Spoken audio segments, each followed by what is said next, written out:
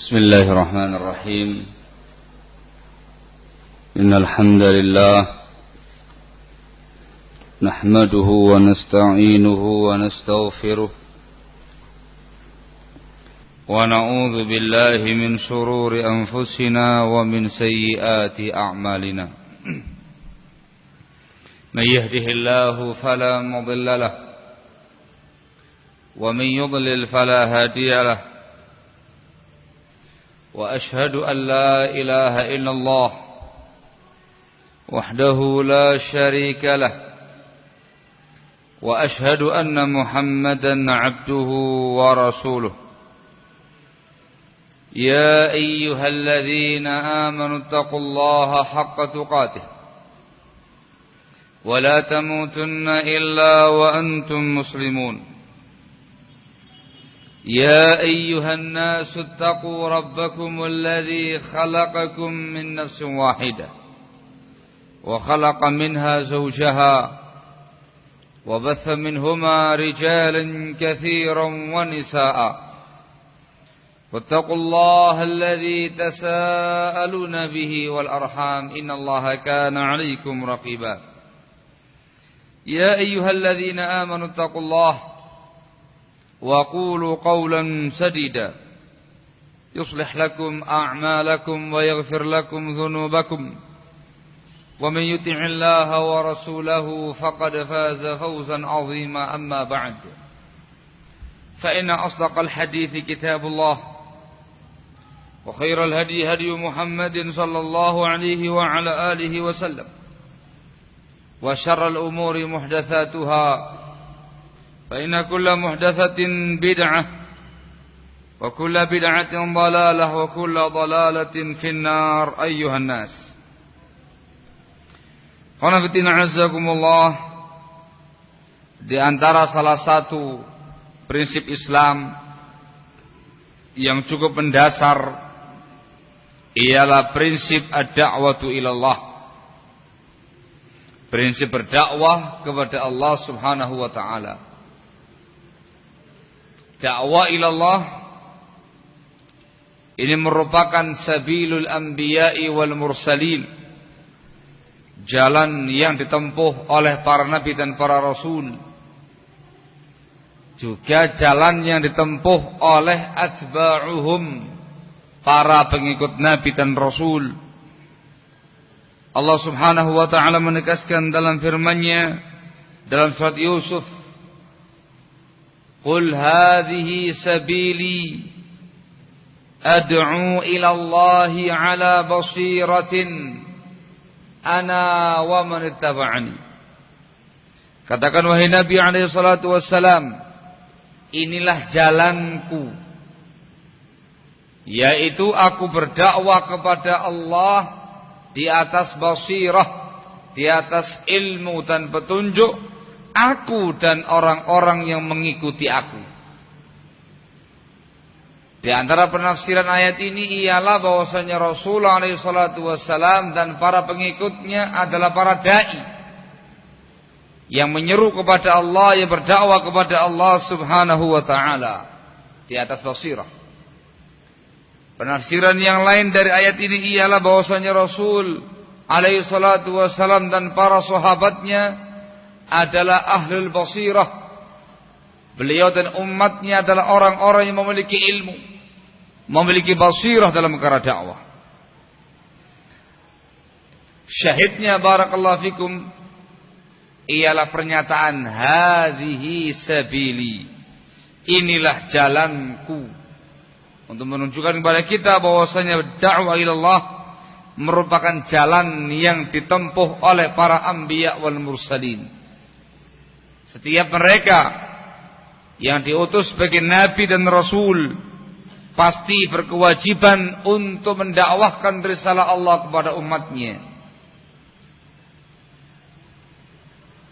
Dakwah ilallah barakallahu fikum juga merupakan perintah khusus yang Allah tujukan kepada nabinya Muhammad alaihi salatu wassalam.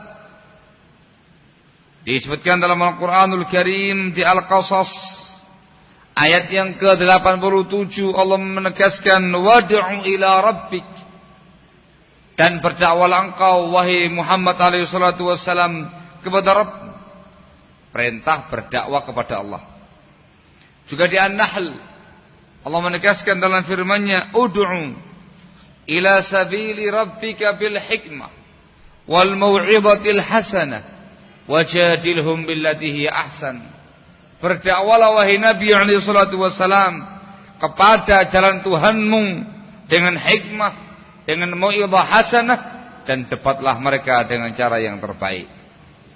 Perintah langsung ditujukan kepada Nabi kita Muhammad alaihi salatu wassalam. Sehingga dakwah ilallah merupakan sunnatun nabawiyah, merupakan bimbingan Nabi kita Muhammad alaihi salatu wassalam, ajarannya Rasulullah alaihi salatu wassalam, jalan yang ditempuh oleh Nabi kita Muhammad alaihi salatu wassalam. Jika ikhwan fillah azakumullah, ad-da'watu ilallah ini merupakan perintah khusus yang Allah tujukan kepada kaum muslimin, kepada kaum mukminin, pengikutnya Nabi kita Muhammad alaihi salatu wassalam.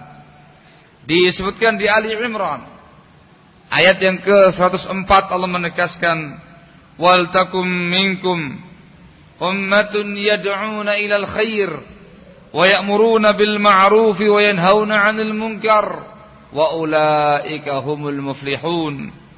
Hendaklah ada dari kalangan kalian wahai kaum muslimin ummah, seorang umat, sebuah umat yang menyeru kepada perkara kebaikan, beramar ma'ruf, bernahi mungkar, dan merekalah orang-orang yang beruntung. Sehingga dakwah kewajiban para anbiya wal mursalin. Dakwah kewajiban Nabi kita Muhammad alaihi salatu wassalam secara khusus. Dakwah itu merupakan kewajiban kita kaum muslimin. Dengan perintah Allah tabaraka wa ta'ala tadi juga dikuatkan dengan sabda Rasulullah alaihi salatu wassalam, "Ballighu anni walau ayah." Sampaikan dari aku walaupun satu ayat. Khairuddin azakumullah, amalan dakwah dalam Islam ini memiliki keutamaan yang sangat besar, terutama bagi para da'inya, bagi orang-orang yang menjadi da'i yang menyeru umat manusia. Disebutkan dalam hadis yang diriwayatkan oleh Imam Muslim dari sahabat Abu Mas'ud Al-Ansari radhiyallahu anhu, Rasulullah alaihi salatu wassalam pernah bersabda, "Man dalla ala khairin falahu mithlu ajri fa'ilihi." Barang siapa yang menunjukkan orang lain kepada perkara kebaikan, maka bagi dia seperti pahala pelakunya. Dia mendapatkan seperti pahala pelaku kebaikan-kebaikan tadi. Sehingga semakin banyak orang yang mendengarkan dakwahnya, semakin amalkan ilmu yang dia sampaikan, maka semakin besar pula pahala sang da'i tadi. Pahala-pahala yang dikerjakan oleh sang pelaku tadi, dia pun juga mendapatkannya.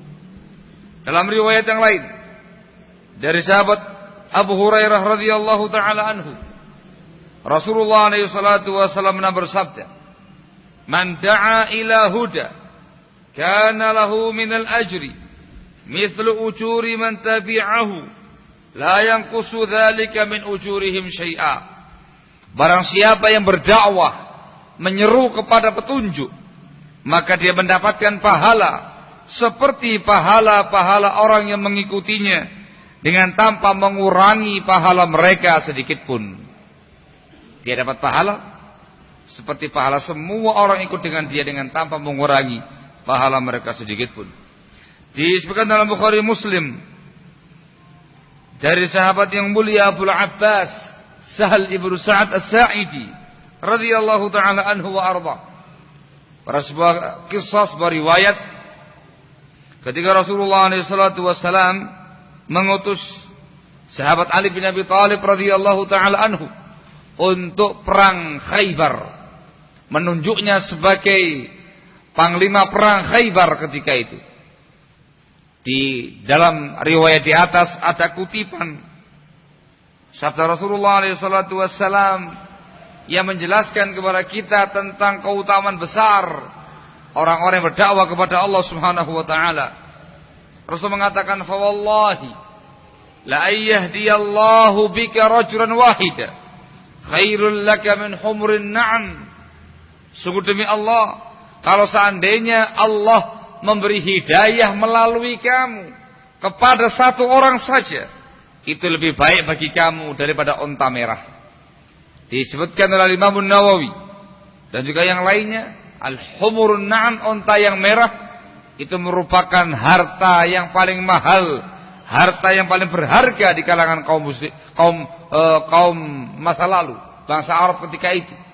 Menggambarkan bahwasanya orang-orang yang berdakwah kepada Allah Azza wa Jalla, menyerukan ilmunya, menyampaikan Islam kepada umat manusia, lalu ada orang yang mendapatkan hidayah, mengambil kemanfaatannya, mengamalkan apa yang dia sampaikan, itu lebih baik buat sang dai daripada harta dunia yang paling mahal sekalipun, yang paling berharga sekalipun.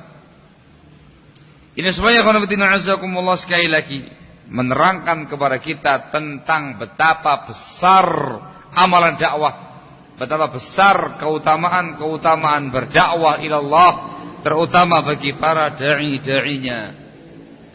Khonafidina azakumullah, namun perlu dipahami, yang namanya dakwah, bicara secara umum, yang namanya dakwah di tengah-tengah masyarakat terbagi menjadi dua.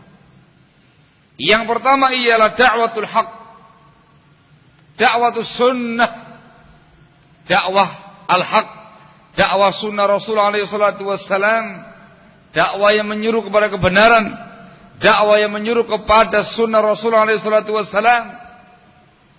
Ini yang hak. Ini dakwahnya para anbiya wal mursalin.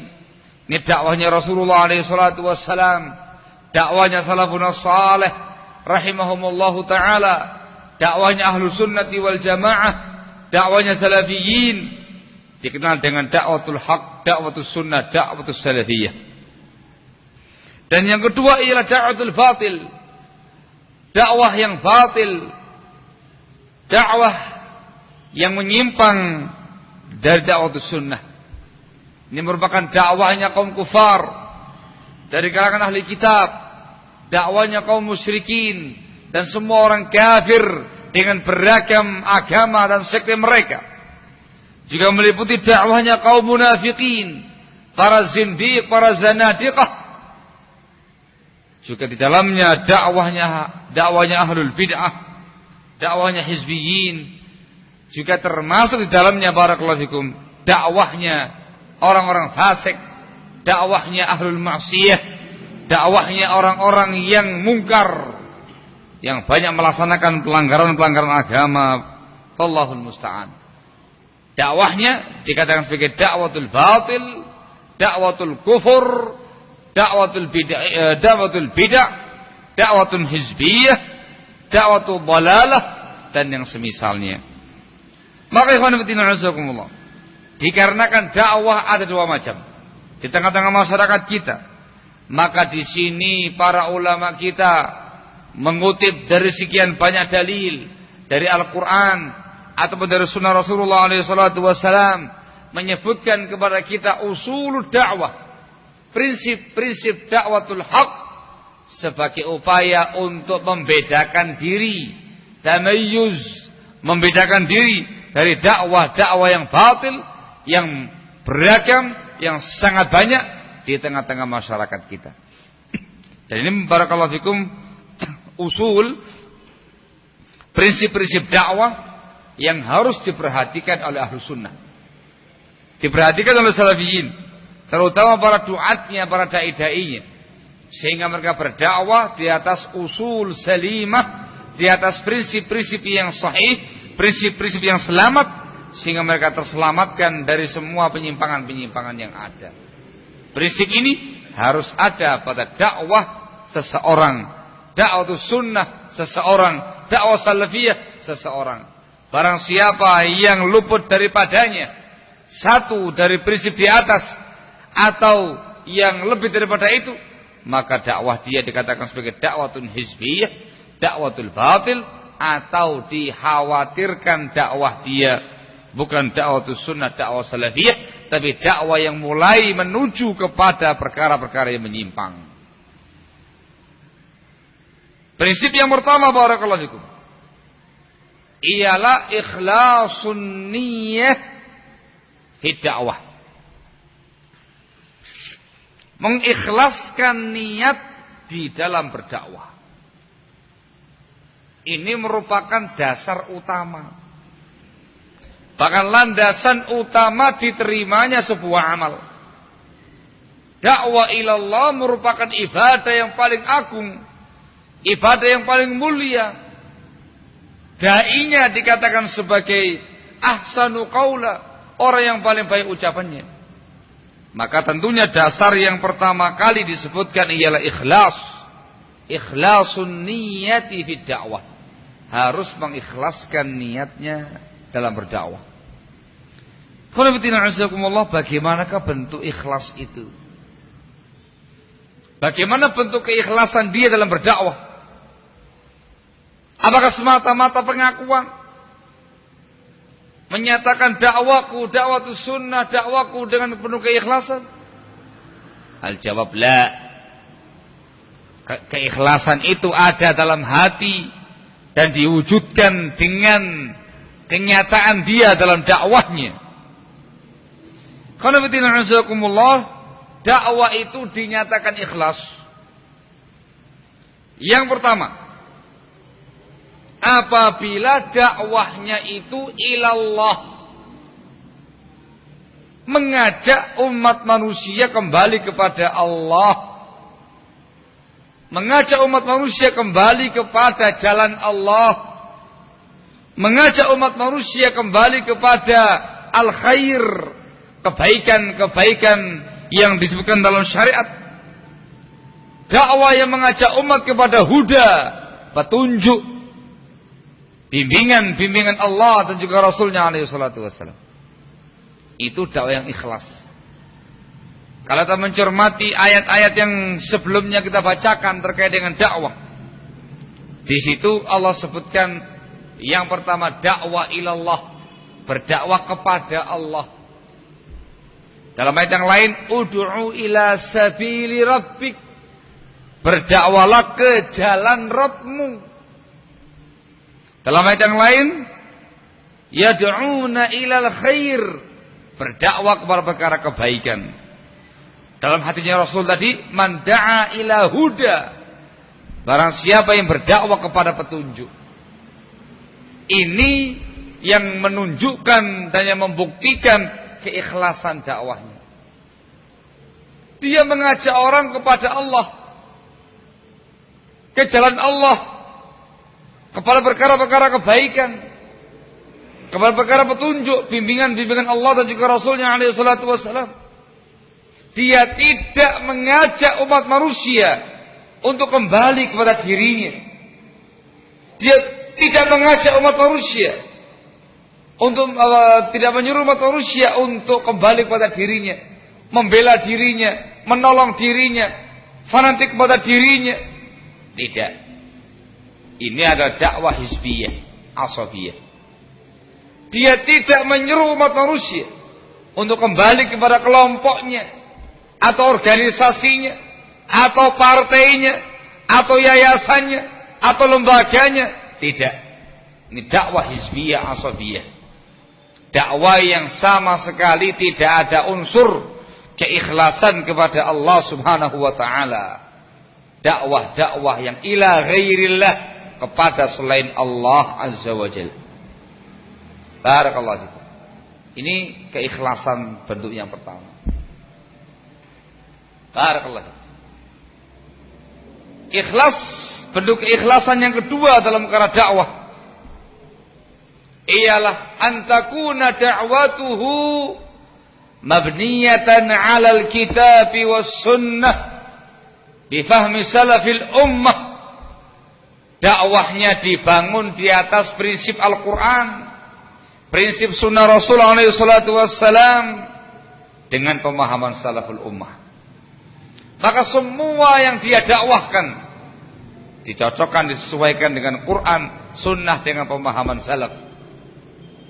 Tata cara dakwahnya, uslub dakwahnya, wasilah-wasilah dakwahnya, itu semuanya kembali kepada Alkitab dan Sunnah dengan pemahaman salaful ummah. Baru dikatakan ikhlas dalam dakwahnya. Dakwahnya dikatakan dakwatun sahihah, dakwah yang benar. Ini prinsip yang pertama. Prinsip ini khanafitina azakumullah perlu untuk dicamkan baik-baik. Sebab terlalu banyak di zaman kita sekarang ini, orang-orang yang terjun dalam kancah dakwah ternyata bukan dakwah kepada Allah, tetapi berdakwah kepada selain Allah. Enggak ada unsur keikhlasan sama sekali. Ada yang sadar ataukah tidak sadar mengajak orang lain ta'assub, fanatik kepada dia, atau dia berdakwah dalam rangka untuk mengejar popularitas, asyuhrah, ketenaran, nama baik, atau dia berdakwah kepada Allah Azza wa Jalla untuk mendapatkan dunia dan seisinya, mengejar dunia, ambisi dunia. Apalagi yang namanya berdakwah kepada kelompoknya masing-masing, partainya masing-masing, organisasinya masing-masing. Terlalu banyak yang berbuat demikian, barakallahu fikum. Itu semua bukan dakwah kepada Allah. Itu semuanya dakwatun hizbiyah, asabiyah. Dakwah yang tidak ada keikhlasan sama sekali karena Allah Azza wa Jalla. Ini yang pertama ya, camkan baik-baik.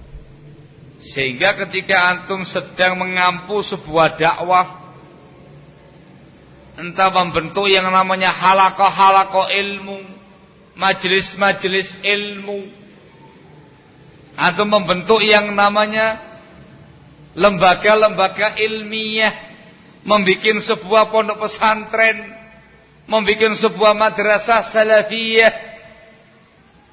Camkan baik-baik, sudahkah Anda ikhlas dalam berdakwah? Untuk apa ini semuanya? Apakah halaqah-halaqah yang ada, majelis-majelis yang ada, yayasan yang ada, ma'had-ma'had yang ada, madrasah-madrasah yang ada, betul-betul misinya, visinya mengajak umat manusia kembali kepada Allah, mengajarkan bimbingan Allah dan Rasulnya, Alkitab dan Sunnah dengan pemahaman salaful ummah, mengajak umat berperkara kebaikan. Cek niatan Anda. Ataukah justru yang Anda cari, yang Anda kejar itu ialah urusan dunia semata? Urusan dunia semata, obsesi dunia semata, menginginkan supaya orang-orang yang dididik di lembaga kamu ini sukses dunianya, ataukah Anda arahkan dia untuk kembali kepada Allah Azza wa Jalla, lurus di atas jalan Allah Azza wa Jalla? Cek semua itu. Apakah dalam rangka untuk melaksanakan prinsip al-wala wal bara di atas lembaga kamu ini tadi? Apakah ada unsur asabiyah, hizbiyah? Sudah benarkah cara dakwah kamu? Sudah benarkah lembaga kamu ini di atas bimbingan Al-Quran dan sudah dengan pemahaman salaful ummah? Cek. Kalau ternyata semuanya benar, dikatakan ikhlas dalam perkara dakwah ilallah. Kalau tidak, berarti bukan dakwah sunnah, bukan dakwah salafiyah, lebih condong kepada dakwatun hizbiyah, dan tidak akan ada barokahnya. Barakallahu fikum.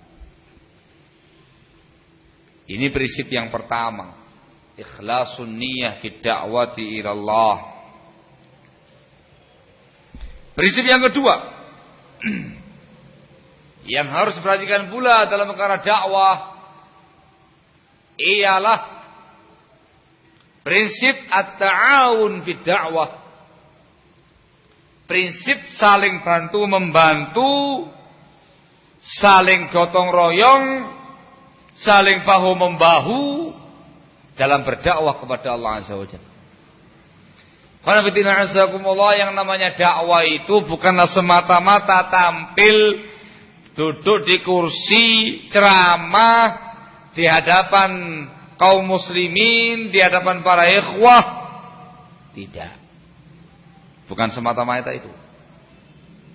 Dakwah itu sangat luas. Dakwah itu cukup berat jalurnya dan jalannya. Problemnya sangat besar. Dikarenakan dakwah kita bukan dakwah yang sifatnya eksklusif, tapi terbuka untuk semua kaum muslimin. Apalagi dakwah itu memiliki sekian banyak halaqah-halaqah ilmu, majalisul ilm. Apalagi dakwah tadi memiliki yang namanya masjid-masjid yang perlu dia tangani, yang perlu dia urusi. Memiliki yang namanya yayasan-yayasan dakwah yang harus dia benahi. Memiliki sekian banyak kegiatan-kegiatan yang ada. Ada pondok pesantren, ada madrasah-madrasah salafiyah, ada ini, ada itu. Sangat banyak. Itu semuanya barakallahu fikum membutuhkan yang namanya at-ta'awun. Dakwah itu harus ada prinsip ta'awun. Ketika Allah Subhanahu wa taala mengutus Nabiullah Musa alaihi salatu wassalam untuk berdakwah kepada Fir'aun, Allah Subhanahu wa taala mengatakan, "Sanashuddu 'abudaka bi akhik." Sungguh kami akan mengokohkan lenganmu dengan saudara kamu ini, yakni Harun alaihi salatu wassalam. Sanashuddu 'abudaka bi akhik. Yakni Harun ini akan menemani kamu bersama-sama dengan kamu wahai Musa alaihi salatu wassalam berdakwah kepada Fir'aun. Dan dengan akhuk ini, dengan saudara kamu ini, kamu akan semakin kokoh, akan semakin kuat. Itu menunjukkan pentingnya ta'awun. Ketika dia seorang diri, tentu akan semakin lemah keadaan dia. Tidak mampu memikirkan semua yang ada. Diperlukan yang namanya ta'awun dari pihak-pihak yang lainnya. Sanashuddu 'abudaka bi akhi. Begitu pula prinsip yang sangat mulia. Disebutkan dalam Al-Quranul Karim yang merupakan kaidah azimah. Di Al-Maidah ayat yang kedua. Allah Subhanahu wa taala mengatakan dalam firman-Nya, "Wa ta'awanu 'alal birri wat taqwa wa la ta'awanu 'alal itsmi wal 'udwan." Hendaklah kalian ta'awun, saling bantu membantu di atas kebaikan dan ketakwaan, dan jangan saling bantu membantu di atas dosa dan permusuhan. Ini merupakan sifatnya orang-orang yang terselamatkan dari kerugian. Ketika Allah mengatakan dalam firman-Nya, "Wal 'asr, innal insana lafi khusr, illa alladziina aamanu wa 'amilus shalihat wa tawashaw bil haqqi wa tawashaw bis sabr." Sesungguhnya manusia dalam kerugian, kecuali orang-orang yang beriman, yang beramal saleh, saling berwasiat dengan kebenaran dan saling berwasiat dengan kesabaran. Ini prinsip. Ta'awun ini sangat penting. Barakallahu fikum. Ta'awun ini prinsipnya sangat jelas. Ta'awun 'alal birri wat taqwa. Kebaikan dan ketakwaan. Wa minal bir, dan termasuk perkara-perkara kebajikan. Wa minat taqwa, dan termasuk ketakwaan kepada Allah Azza wa Jalla, ialah amalan dakwah kepada Allah Subhanahu wa taala. Sehingga perintah ta'awun di sini masuk di dalamnya. At-ta'awun 'ala da'wati ila Allah, berta'awun di atas dakwah kepada Allah Subhanahu wa taala. Ta'awun di sini kembali kepada kemampuan masing-masing kita. Masing-masing kita diminta untuk aktif, memiliki peran serta, memiliki andil, sumbangsih untuk dakwah ini dengan ta'awun dia, dengan semampu dia. Bisa ta'awun dengan ilmunya, untuk yang punya ilmu dari kalangan para asatidzah, dari kalangan para duat ilallah, atau orang-orang yang memiliki ilmu sebatas yang dia miliki, ta'awun da'awi dengan ilmu yang dia miliki. Bisa ta'awun dakwah dengan dengan posisi dia, kedudukan dia di tengah-tengah masyarakat atau di pemerintahan. Dia gunakan posisi dia gunakan kedudukan dia untuk berdakwah kepada Allah Azza wa Jalla. Bisa pula ta'awun bil mal, dengan harta benda. Yang namanya dakwah membutuhkan yang namanya dana yang cukup besar. Apalagi ada masjidnya, apalagi ada pondoknya, apalagi ada madrasahnya, apalagi ada segudang kegiatan yang lainnya, memerlukan yang namanya mal. Juga at-ta'awun bil khidmah. Dia ta'awun dengan khidmatnya dia, semampu dia, dengan fisik yang dia yang ada pada dia, atau dengan taujiul irsyad, dengan arahan-arahan, bimbingan-bimbingan, ide-ide yang cemerlang, yang bagus. Atau at-ta'awun bid-du'a, paling tidak ta'awun dengan mendoakan kebaikan orang-orang yang berdakwah kepada Allah Azza wa Jalla. Sehingga masing-masing orang bisa ta'awun sesuai dengan kemampuan masing-masing, sesuai dengan poinnya masing-masing. Maka tidak ada alasan dan tidak ada uzur bagi siapapun dari kalangan kaum muslimin, khususnya dari kalangan Ahlus Sunnah wal Jamaah, untuk tidak ta'awun dalam perkara dakwah yang mulia ini. Tidak ada alasan apapun untuk tidak mengamalkan ayat tadi, ayat ta'awun alal birri wat taqwa. Dia mampu ta'awun dengan apa yang dia punya. Ilmu, wah belum punya ilmunya Ustaz. Al-jah, orang biasa Ustaz. Al-mal, fakir miskin Ustaz. Masya Allah. At-taujiul irsyad, wah saya otaknya butek, tidak mungkin, dan saya nggak memiliki ide-ide cemerlang untuk kemajuan dakwah Ustaz. Bil khidmah wal badan, masuk loyo juga. Paling dengan fisiknya, dengan badannya yang dia mampu.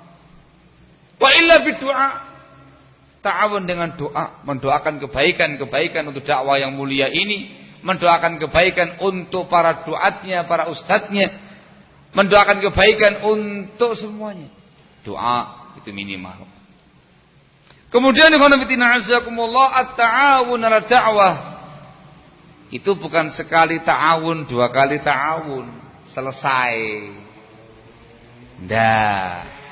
Ta'awun dakwah bukan ketika masa lajang, nikah, sudah pensiun. Bukan. Ta'awun dakwah itu terus sampai kita mati. Dikarenakan ta'awun itu sendiri merupakan amal yang sangat besar, perintah yang khusus dalam beberapa ayat yang dibawakan tadi. Yang namanya beramal terus sampai mati, terus bertahun sampai kita mati, sampai ajal menjemput kita. Tidak ada istilah pensiun dalam ta'awun dakwah. Ada kalanya kita dengan ilmu, ada kalanya kita dengan harta, ada kalanya dengan at-taujiul irsyad, ide-ide, masukan-masukan yang baik, ada kalanya semuanya sesuai dengan kemampuan kita masing-masing, dan terus sampai ajal menjemput kita. Tidak ada yang namanya ta'awun cuma sekali dua kali selesai, setelah itu tidak mau mikir. Tidak. Ta'awun itu merupakan amal tersendiri, keutamaan tersendiri, perintah tersendiri yang disebutkan dalam Al-Qur'anul Karim. Sehingga ta'awun yastamir, terus berkesinambungan dan terus semampu kita sampai ajal menjemput kita. Kemudian at-ta'awun fi da'wah ini yang perlu juga dipahami, berta'awunnya itu harus dengan orang-orang yang jelas.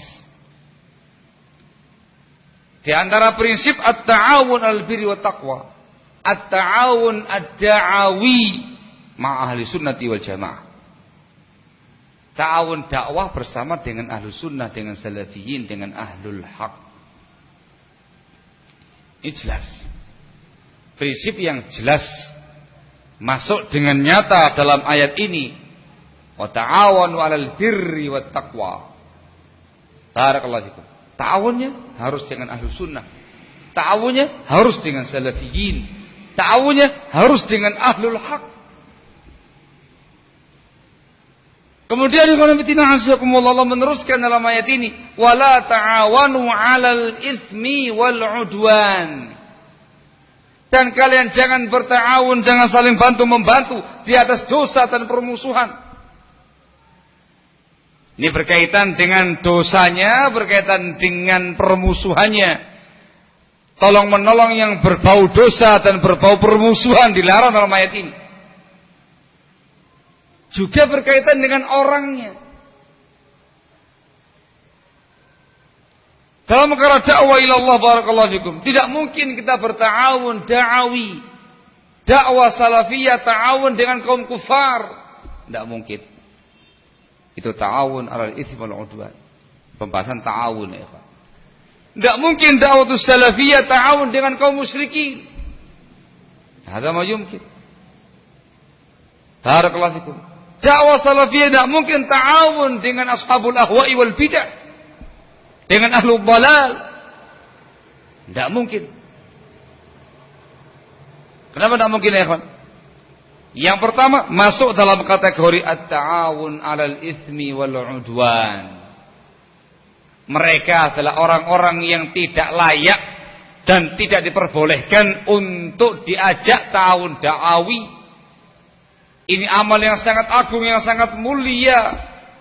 Prinsip yang sangat agung, yang sangat mulia. Justru orang-orang kafir itu yang didakwai. Musyrikin itu yang didakwai, bukan diajak ta'awun. Begitu pula terkait dengan ashabul ahwa'i wal bid'ah. Atau seseorang yang dikenal dengan bid'ahnya, dengan penyimpangan-penyimpangannya, tidak dikenal dengan sunnahnya, enggak dikenal dengan dakwah salafiyahnya, tidak dikenal di kalangan ahlu sunnah, di kalangan salafiyin. Tidak mungkin ta'awun dengan mereka. Dikarenakan satu, kalau kita berta'awun dengan ashabul ahwa'i wal bid'ah, di situ ada unsur takfiru sawadihim, memperbanyak jumlah mereka.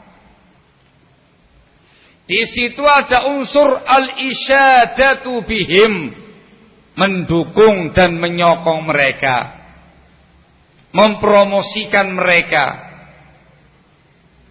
Dan juga di situ kita melanggar perintah Allah untuk tidak mujalasah dengan mereka. Otomatis yang namanya ta'awun da'awi sedikit banyaknya akan terjadi yang namanya mujalasah, akan terjadi yang namanya musyawarah, akan terjadi yang namanya koordinasi, akan terjadi yang namanya hal-hal yang ma'ruf dalam perkara dakwah. Barakallahu fikum. Sementara ahlu sunnati wal jamaah dilarang untuk majelis dengan ahlul bidah, dilarang untuk musyawarah dengan mereka, dilarang untuk bersahabat dengan mereka. Maka tidak mungkin yang namanya seorang sunni, seorang salafi, tidak mungkin seorang ahlu sunnati wal jamaah dakwah salafiyah melaksanakan ta'awun da'awi dengan ashabul ahwa'i wal bidah. Barakallahu fikum. Dan juga di antara prinsip dakwatus salafiyah, prinsip dakwatus sunnah ialah at-tamayyuz. Betul-betul membedakan diri. Ini ahlu sunnati wal jamaah, ini adalah ashabul ahwa'i wal bidah, ini adalah kaum kufar, ini kaum munafiqin, ini ashabul ma'asi wal fusaq wal munafiqin. Memisahkan diri. Ada yang namanya prinsip at-tamayyuz fi dakwah. Barakallahu fikum. Ini satu hal penting yang perlu diperhatikan di sini, barakallahu fikum. Sehingga tidak mungkin, sekali lagi tidak mungkin bagi seorang ahlu sunnah, bagi seorang salafi, tidak mungkin ta'awun dakwah dengan orang-orang yang semacam itu. Dari kalangan ashabul ahwa'i wal bidah, dari kalangan al-masybuhin, ahlu syubuhat, orang-orang yang penuh dengan syubuhat-syubuhatnya. orang-orang yang tidak jelas prinsipnya, yang tidak jelas manhajnya, atau orang-orang yang gaduh-gaduh prinsip dan manhajnya. Tidak mungkin. Ta'awun mereka harus kepada ahlu sunnati wal jamaah salafiyin. Barakallahu fikum. Di zaman sekarang ini, alhamdulillah ta'ala, dengan kita memuji kepada Allah Azza wa Jal, ahlu sunnati wal jamaah memiliki SDM yang cukup, memiliki SDM yang sangat cukup, sehingga tidak ada perlunya, tidak ada kepentingannya sama sekali untuk mengambil SDM dari kalangan ahlul ahwa atau dari kalangan orang-orang yang masybuhin, ahlus syubuhat yang tidak jelas. Barakallahu fikum. Optimalkan ahlu sunnati wal jamaah, maksimalkan ahlu sunnati wal jamaah salafiyin. Dan yang terpenting barakallahu fikum ialah kemurnian dakwah.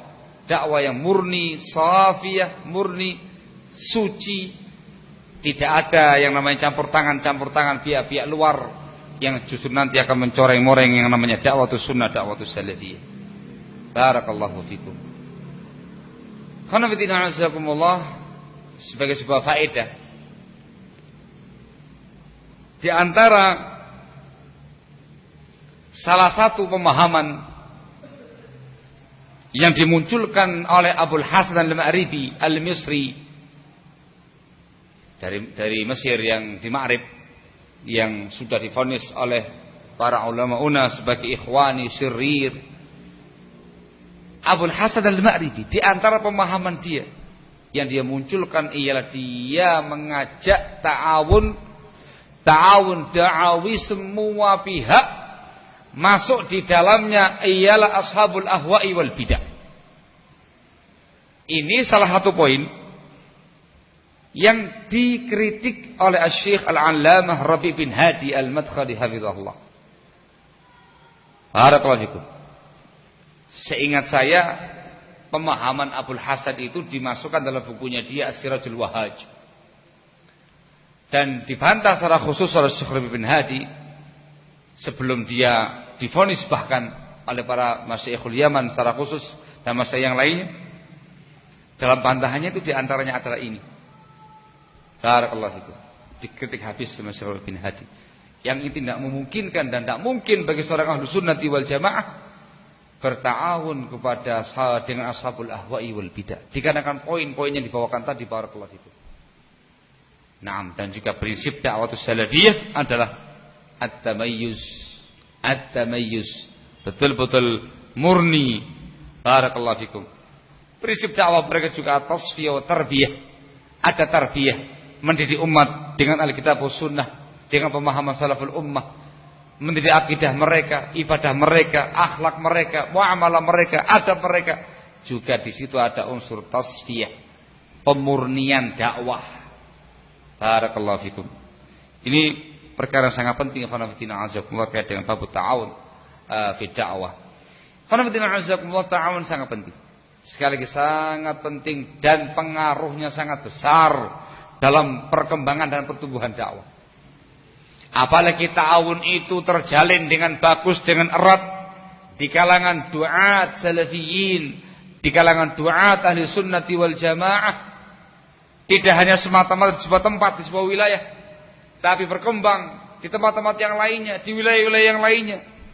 Satu sama lain saling koordinasi, satu sama lain saling berhubungan, satu sama yang lainnya saling memberikan informasi dakwah, satu sama lain saling ta'awun dengan apa yang dia punya, yang dia mampu.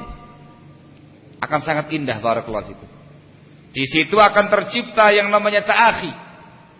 Muncul yang namanya ukhuwah islamiyah, ukhuwah salafiyah, ukhuwah sunniyah di antara mereka dengan ta'awun tadi, saling bersaudara. Akan muncul yang namanya tafahum, saling memahami karakternya masing-masing, tipikalnya masing-masing. Akan muncul yang namanya tasyawur, saling bermusyawarah. Tadi dengan bahasa koordinasi tadi, saling bermusyawarah dengan cara yang baik, dengan cara yang bagus. Akan ada upaya yang namanya tazawur, saling menziarahi, saling menjenguk. Yang ini datang ke tempat yang ini menjenguk fulan, yang ini ke tempat yang ini menjenguk fulan. Hakata tabadul, saling bergantian. dengan bagusnya, dengan kokohnya, dengan kuatnya. Dan akan muncul yang namanya tanasuh, upaya saling menasihati, saling tawasi bil haqq wa tawasi bis sabr dengan ta'awun tadi. Maka yang terjadi khonafidina azakumullah ialah atharun azim, pengaruh yang sangat besar dalam dakwah ini, yang sangat kuat dalam dakwah ini. Satu misi, satu visi menuju ke depan, melangkah ke depan, semakin lama semakin solid, semakin kuat, semakin kokoh. Barakallahu fikum. Dan itu yang diinginkan khonafidina azakumullah dalam prinsip at-ta'awun 'alal birri wat taqwa, saling bantu membantu di atas kebaikan dan ketakwaan kepada Allah azza wa jalla. Ini khonafidina azakumullah prinsip yang kedua. Yang pertama adalah ikhlasun niyyah, mengikhlaskan niat dia telah berdakwah kepada Allah azza wa jalla. Dan yang kedua ialah at-ta'awun 'alal birri wat taqwa, berta'awun di atas kebaikan dan ketakwaan kepada Allah azza wa jalla. Maka ya khonafidina azakumullah, dakwah ila Allah sekali lagi jalan yang ditempuh oleh orang-orang yang besar, oleh orang-orang yang mulia. Namun di dalamnya pun juga terdapat masalah-masalah yang cukup besar, yang cukup rumit, memerlukan tantangan, menghadapi tantangan yang sangat banyak, yang sangat besar.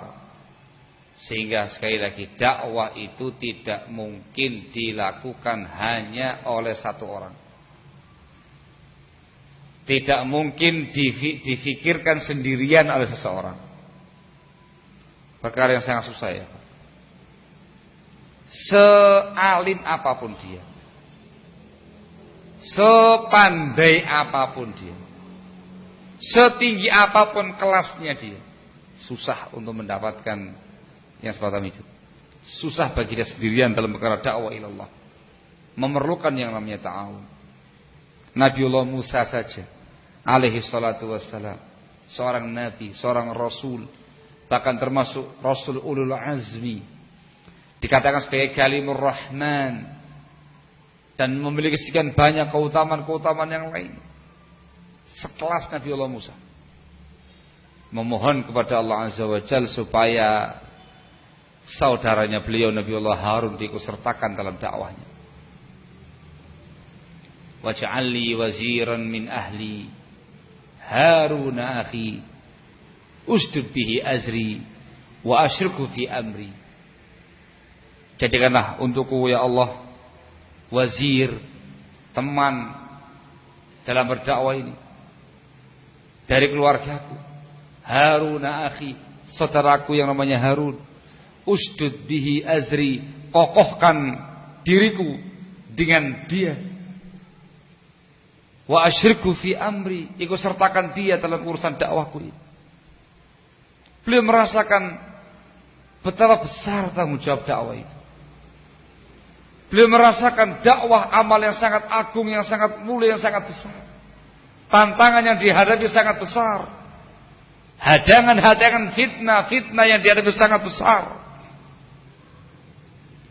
Maka beliau pun merasa tidak mampu untuk itu, meminta Allah, kepada Allah azza wa jalla supaya Nabiullah Harun alaihi salatu wasallam diikutsertakan ta'awun dengan beliau, saling mengokohkan, saling bahu membahu dalam berdakwah kepada Allah azza wa jalla.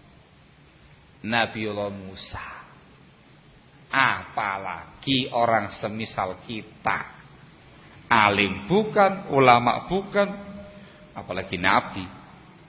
Maka tentunya ya khonafidina azakumullah sangat-sangat memerlukan yang namanya ta'awun.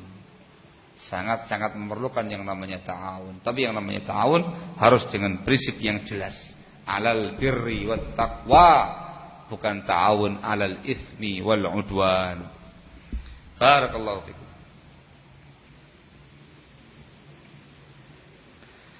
Prinsip yang ketiga. Sampai jam berapa ini?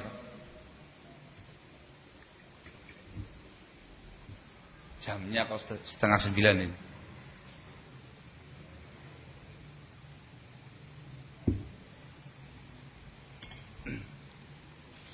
Sampai jam berapa? Diam aja ini. Yang ketiga atau sudah 2 saja? Hah? Cukup? Cukup?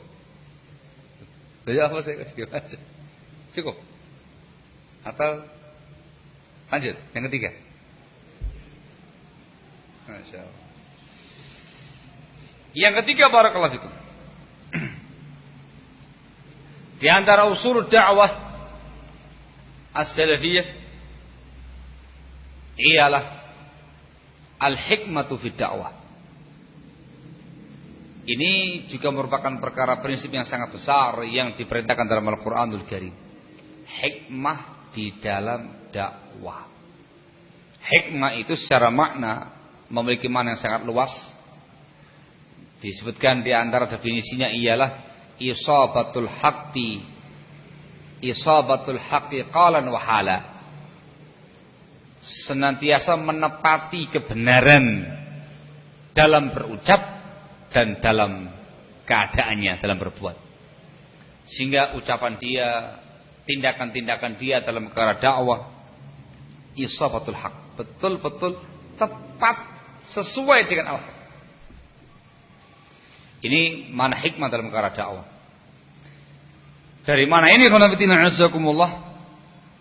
Yang namanya hikmah dalam perkara dakwah itu tidak monoton dalam satu uslub. Tetapi yang namanya hikmah dalam perkara dakwah memberdayakan asalib asy-syar'iyyah bid-dakwah. Memberdayakan semua uslub-uslub, cara-cara dakwah yang sesuai dengan syariat. Barakallahu fikum. Dikarenakan ikhwan fillah azakumullah, kalau kita mencermati nasul Quran yang cukup banyak ya ikhwan. Dan secara khusus kalau kita mencermati dakwah Rasulullah SAW ketika berdakwah kepada masyarakat luas, beliau tidak menggunakan satu cara. Beliau tidak menggunakan semata-mata uslub at-ta'lif, upaya untuk melembutkan hati orang, untuk mencari simpati orang. Tidak semata-mata arifku walin, kesantunan dan kelembutan. Tidak semata-mata itu. Ternyata kita mendapati sekian banyak ayat yang dengan tegasnya, dengan bahasa yang sangat tegas, yang sangat lugas, ketika berbicara tentang kaum kufar, bicara tentang kaum munafikin dan segala macamnya. Juga kita mendapati Rasulullah SAW juga memiliki sikap-sikap yang tegas, syiddah, ghilzah kepada orang-orang yang menyimpang, semacam kaum khawarij, kepada sebagian pihak yang memiliki ilmu, tahu ilmunya, faham ilmu, jatuh dalam sebuah kesalahan, ditegur dengan cukup keras oleh Rasul SAW, bisa dengan hajar, dihajar, diboikot, sebagaimana kisah Ka'ab bin Malik radhiyallahu taala anhu wa arda yang enggak ikut perang Tabuk. Terkadang dengan marah, dengan murka, beliau menyampaikan pesan-pesannya.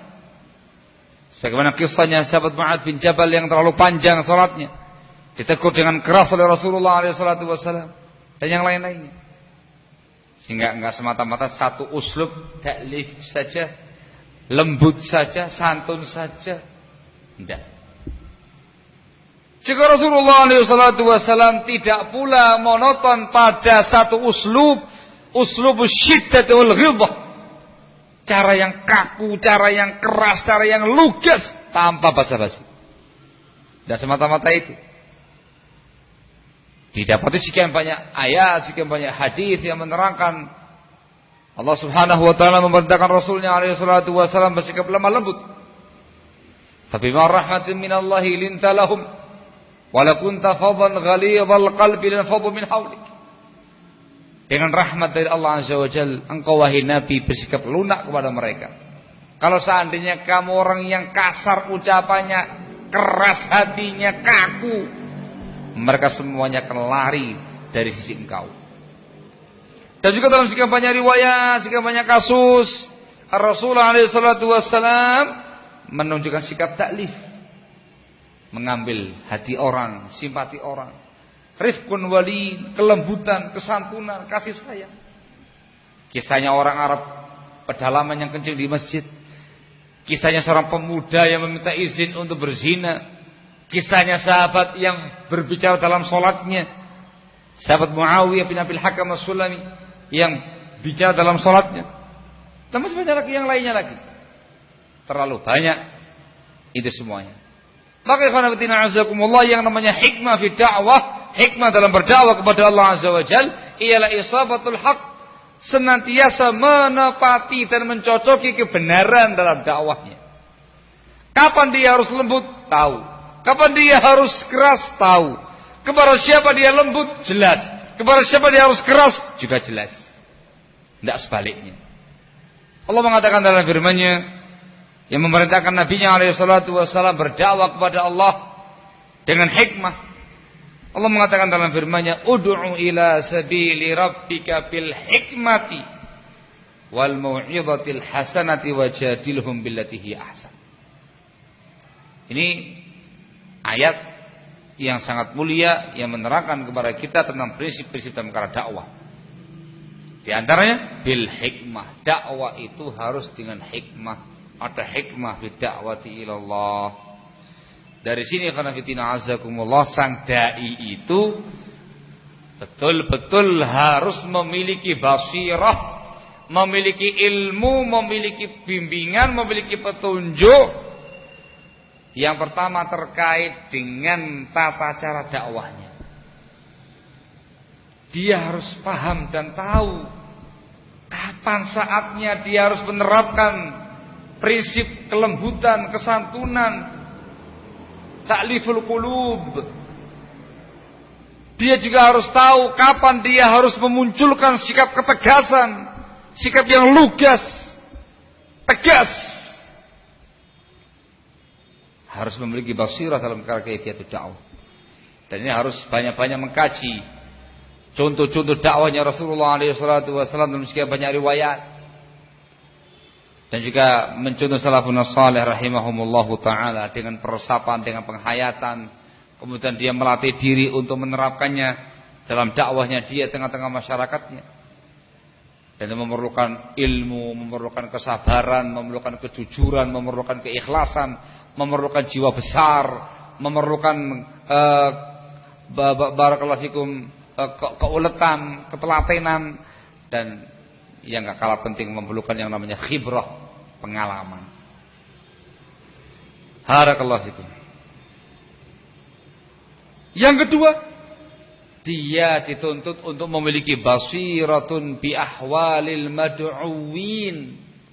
Harus memiliki basirah, memiliki ilmu, bimbingan, petunjuk tentang kondisi mad'unya.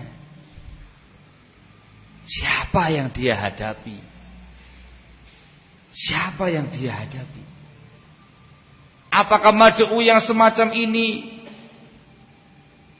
pas dikasih taklif? Ataukah mad'u yang semacam ini pas dikasih syiddah? Itu harus tahu. Dan dua perkara tadi saling berkaitan, barakallahu fikum. Memiliki basirah, memiliki ilmu terkait dengan tata cara dakwah dan berkaitan dengan mad'unya, saling berkaitan. Dikarenakan kaifiyah dakwah, uslub dakwah diterapkan pada mad'u yang ada. Itu pula yang diterapkan oleh Rasulullah SAW.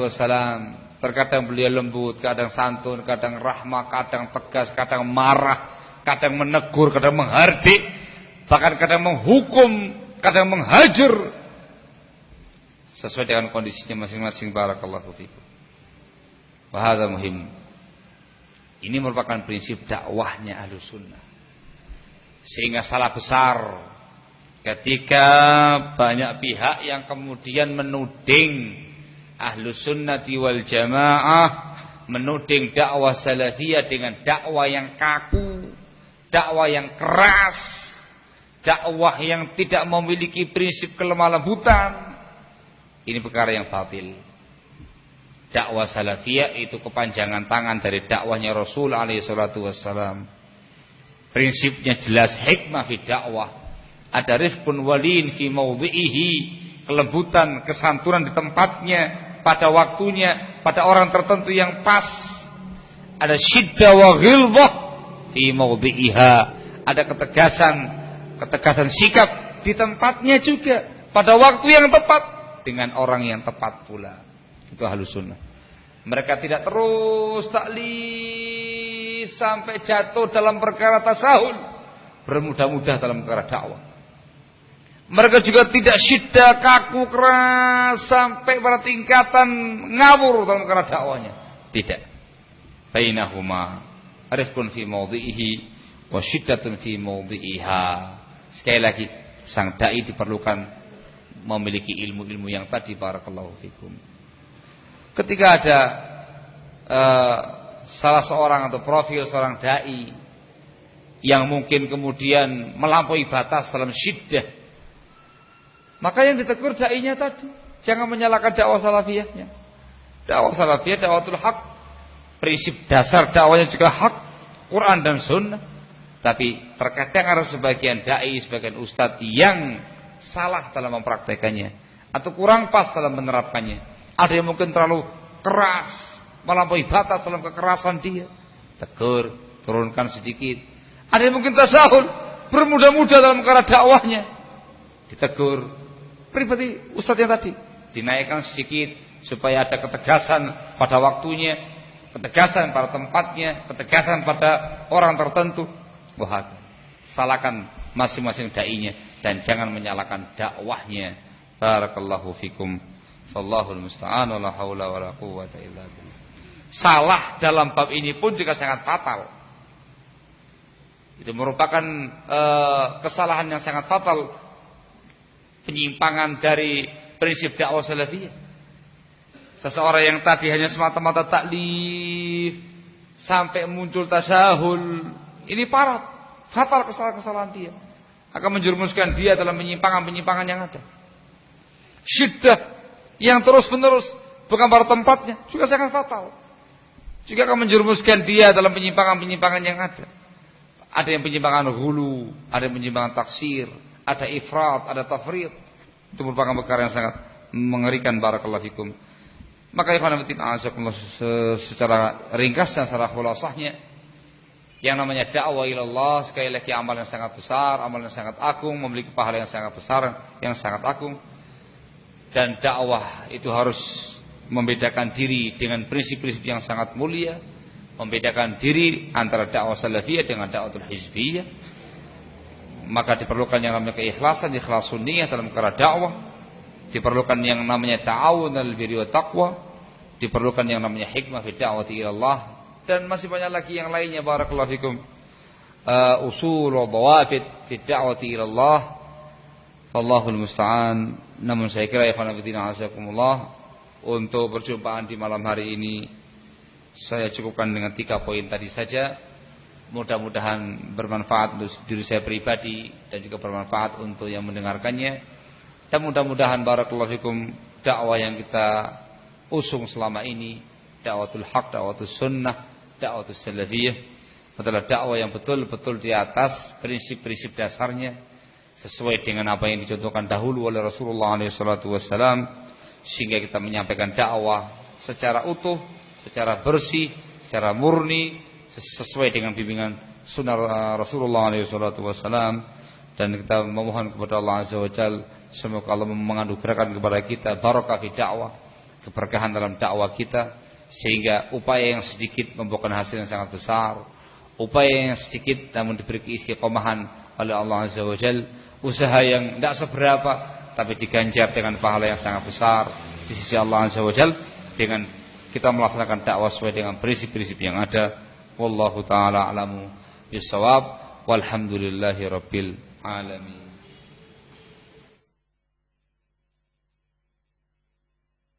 Tidak dibuka sesi tanya jawab. Gitu ya. Sepakat? Sepakat, dikarenakan sudah malam.